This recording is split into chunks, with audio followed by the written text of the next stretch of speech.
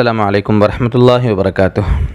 محترم و مکرم ناظرین و سامعین، ابھی آج ہی ہمارے پردھان منتری جی نے تقریباً 21 دن کے لیے 14 اپریل تک کے لیے پورے ملک کو لاک ڈاؤن کیا ہے۔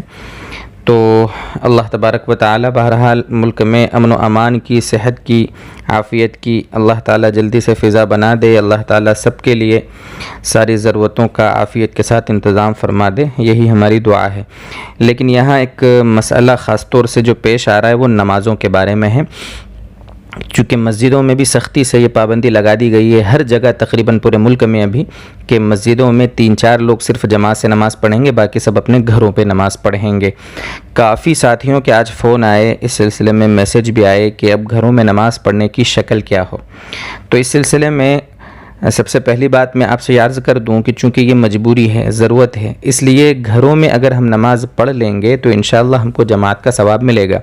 علماء نے لکھا ہے کہ اگر کسی مجبوری کے تحت انسان معذور ہو، مجبور ہو، بہت ساری بیماریاں، عوارض، رکاوٹیں ایسی موجود ہیں شریعت میں کہ اگر ان کے ہوتے ہوئے کوئی شخص مسجد میں نہ جا سکے اور وہ گھر پہ نماز پڑھ لے تو اس کو جماعت کا ثواب ملتا ہے۔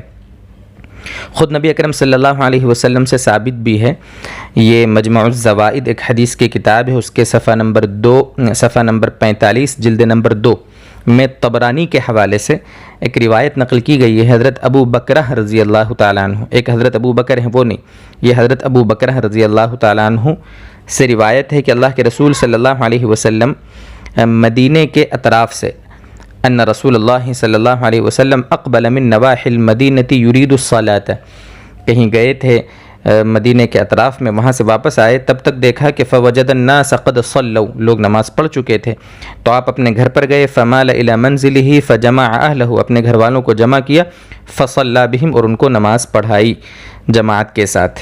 اس سے یہ سمجھ میں آتا ہے کہ اگر مسجد میں کسی وجہ سے نماز نہیں ہم کو پڑھنے دیا جا رہا ہے، حکومت کا دباؤ ہے، تو ہم گھروں میں جماعت کے ساتھ نماز پڑھیں، اس کا ثبوت ہے۔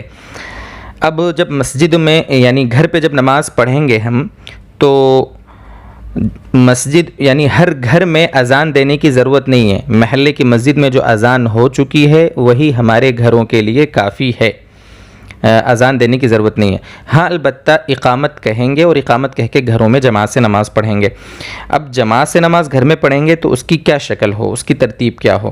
دیکھیے، جو گھر میں ایسا شخص ہے جو نماز پڑھا سکتا ہے، شریعت کے اعتبار سے وہ قرات بھی صحیح کرنا جانتا ہو، نماز پڑھانا جانتا ہو، وہ امام بن جاوے، اور اس کے گھر میں اس کا بھائی ہے، بچے ہیں، جو بھی ہیں وہ پیچھے صف بنا لیں گے اور نماز مکمل پڑھ لیں گے جیسا پڑھتے ہیں۔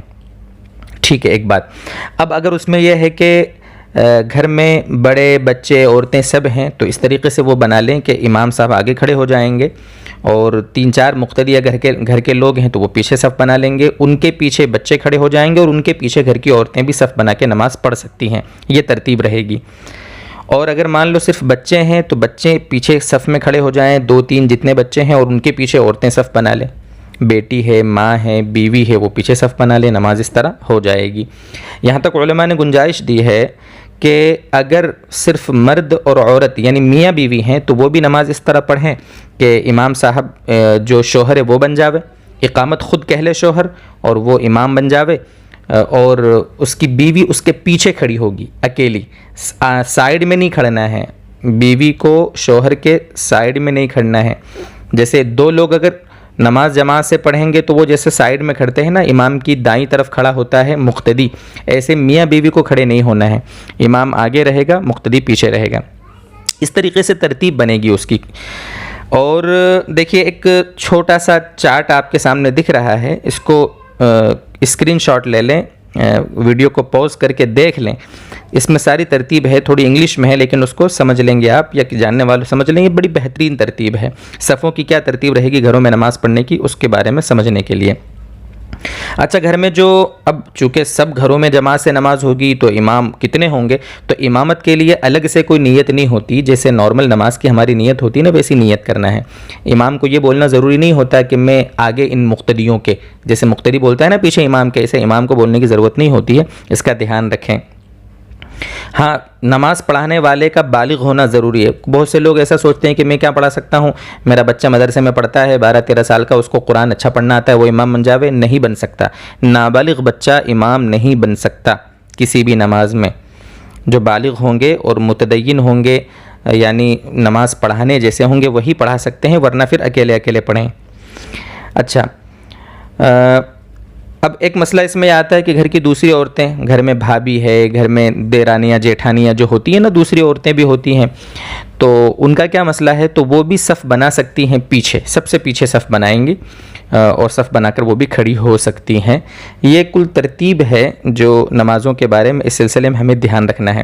یہ کچھ جلد بازی میں کچھ موٹے موٹے مسئلے بتا دیے گئے ہیں. اگر کوئی جزیہ کوئی شق رہ گئی ہو تو آپ اپنے علماء سے رابطہ کریں, ان سے اس کا مسئلہ پوچھیں اور مسئلہ پوچھ کر ہی کوئی بھی قدم اٹھائیں.